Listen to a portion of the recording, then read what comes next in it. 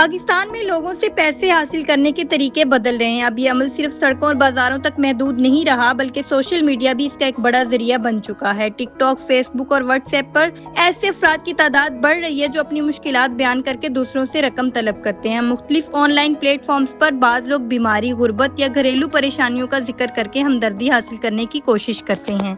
Live videos और short clips के जरिए नाजरीन से माली ताउन मांगा जाता है, जबकि कुछ अकाउंट्स इस मकसद के लिए बाकायदगी से इस्तेमाल हो रहे हैं। बैरून मुल्क रहने वाले पाकिस्तानियों का कहना है कि इन्हें अक्सर ऐसे पैगामात मौसूल होते हैं जिसमें बच्चों, मरीजों या जरूरतमंद खानदानों की तस्वीर भेजी जाती है। इन तस्वीर के जरिए फौरी इमदाद की दरख्वास्त की जाती है ताकि लोगों के जज्बात को मुतासिर किया जा सके। ओवरसीज पाकिस्तानियों के मुताबिक कुछ दरख्वास्तें वाकई ही जरूरतमंद अफराद की होती है, लेकिन कई मौके पर झूठी मालूमात के जरिए रकम इकट्ठी करने के वाकयात भी सामने आए हैं। बाज अफराद मुख्तलिफ ग्रुप्स और सफात के मुसलसल राब्ता करके माली मदद हासिल करने की कोशिश करते हैं। माहिरीन का कहना है कि महंगाई, रोजगार के मौका में कमी और सोशल मीडिया तक आसानी रसाई ने इस रुझान को बढ़ाया है।